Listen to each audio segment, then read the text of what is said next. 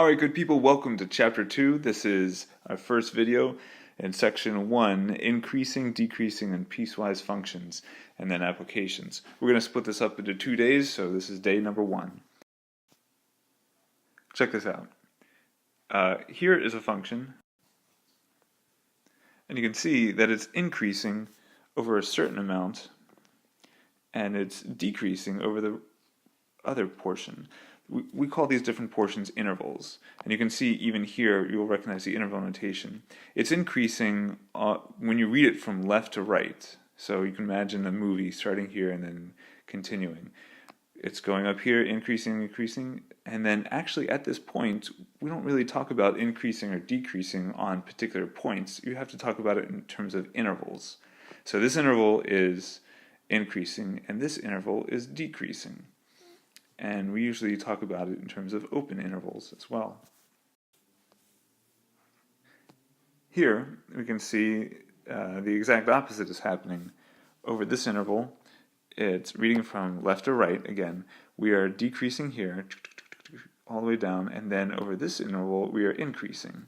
So this is the open interval from, I'll even write it down, from negative infinity up to the value of 2, we are decreasing. And then from 2 up to positive infinity, we are increasing. Moving right along. Here, the function is neither increasing nor decreasing, it's constant. On this entire interval, it's constant. That's visually what increasing, decreasing, and constant looks like. So let's do a problem. Something they might ask you for homework or for the assignments. Determine the intervals on which the function to the left is increasing, decreasing, or constant. They don't even give you a formula, but they do give you points. So you can say that it is increasing on the domain for the x values between 3 and 5. It's not a point. You can just say that right here, between 3 and 5, it is increasing on that interval. It's decreasing on this interval, negative infinity to negative 1, and then it's also decreasing from 5 to infinity. I want to be very clear that this point, this answer right here is not the point 3, 5. It's not the location on the graph. No, it's an interval.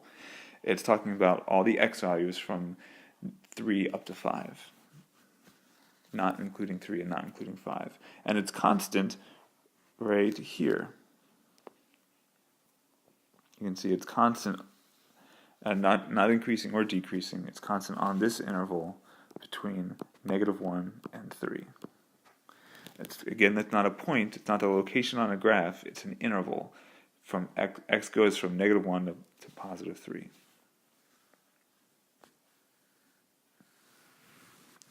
So here we can see that, these are kind of informal definitions. You can see visually what it looks like. The formal definition is this, and I'll explain it over here. Increasing means this. For any values of a and b on any interval, on any function, it looks like this. If a is less than b, if a is to the left of b on this interval, given this function, then you can say that, and if you can say that f of a is less than f of b in general, then you could say that f is increasing over this interval. Moving right along, you can say here a very similar thing for decreasing. If any value a is less than b on any particular interval for any given function, then and if you know that f of a is greater than f of b, then you can say f is decreasing on I. Notice that the only real difference between that one and the previous definition and this one is that you change the sign of change the direction of the symbol. If f of a is greater than f of b, then you know it's decreasing on that given interval.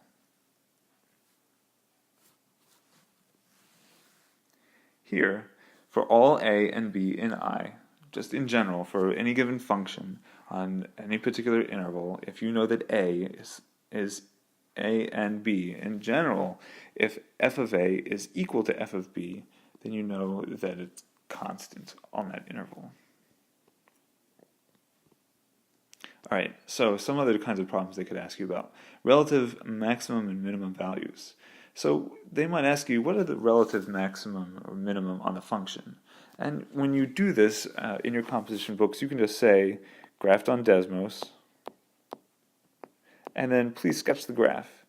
Just a quick sketch. It doesn't have to be perfect unless you're a perfectionist. And then you can say that it looks pretty much like this. And you've got a maximum here, because you found it on Desmos, and a minimum here. And these points are here. Desmos gives us a relative maximum of a negative 0.082, comma 2.004, and then there's a relative minimum as well, 4.082 and negative 1.604. Those are the kind of things that they could ask you as well about relative minimum and maximum.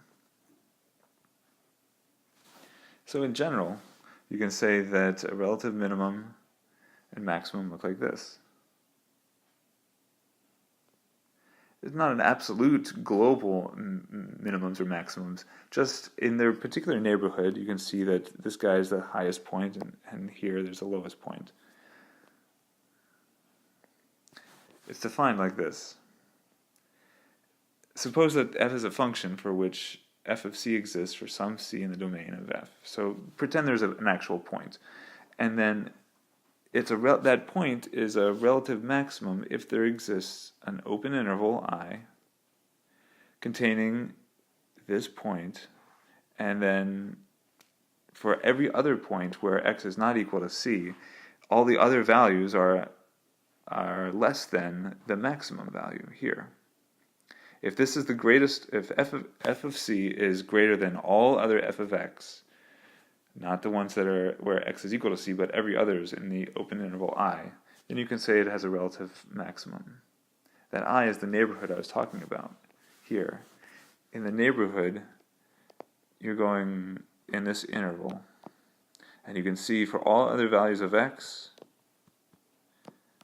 f of x is going to be less than f of c.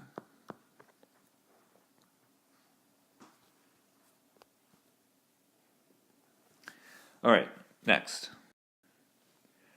Storage area. Jenna's restaurant supply store has 20 feet of dividers with which to set off a rectangular area for the storage of their overstock. So if a corner of the store is used for the storage area, then the partition need only form two sides of a rectangle. So you can see they're basically going to put all their overstock in a section in the corner of the room. And they have 20 feet of dividers. So maybe if this is going to be 15 feet, then they'll use the rest of it over here for 5 feet. Whatever this length and this width are, they're going to add up to 20. And maybe this will be 18 feet, in which case this will be 2 feet. To visualize this, I've got a visualization.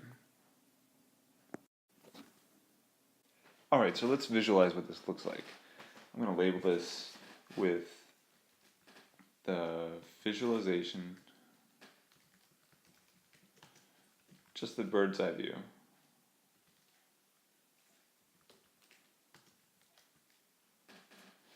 Let's take a look and see what this looks like from the top down. I need a slider. I need it to be W, and I'm going to create that like this. Okay, so the slider W the width can go from 0 up to 20. And the reason I know that is because at the very least, you could use 0 feet of dividers on the width, and at the very most, you could use 20 because that's all you've got. And just to keep the decimals out of it, I'm going to increase it by 1. So you can see here all the possible widths, and then this is all the possible heights.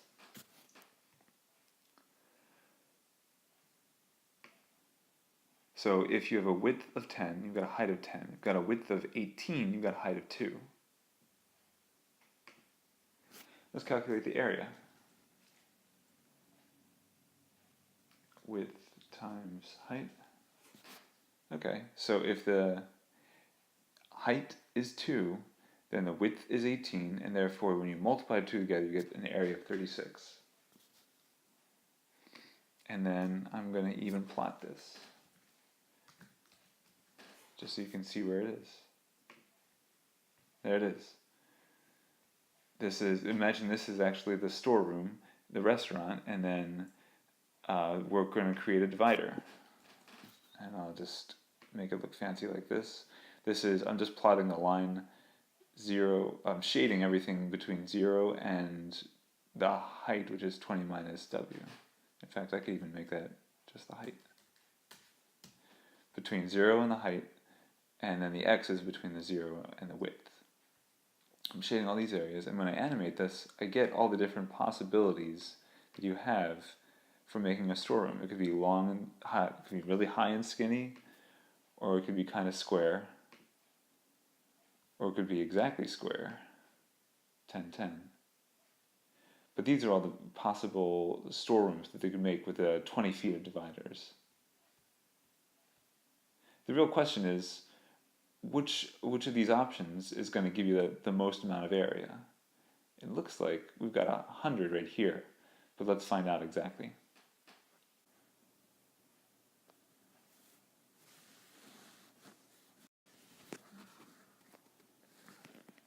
Okay, let's express the area as a function of length. So, knowns and unknowns. What do we know? What don't we know? Well, we don't know the length. We don't exactly know the area.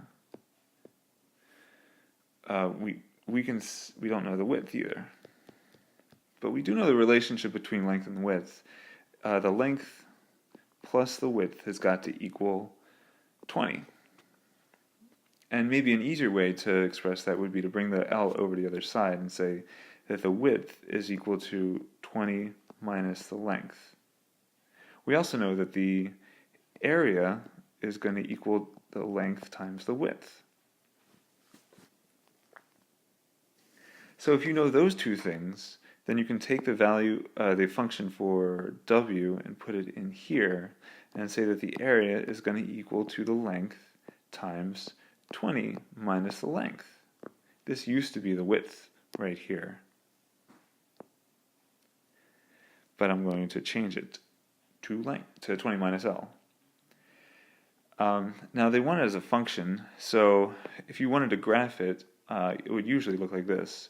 A of x, a is the function and x is the input, and so x, the length, is 20 minus x. So this area is a function of the length. What's the domain? The domain here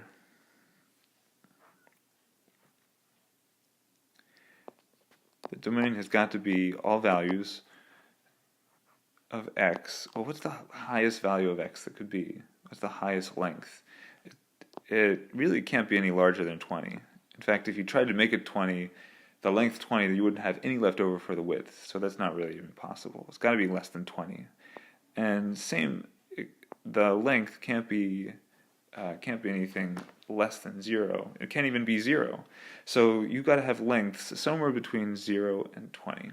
And that's how you can express the domain. On interval notation, it would look like this, from 0 to 20. The graph, well, when you graph this on Desmos, it looks like this.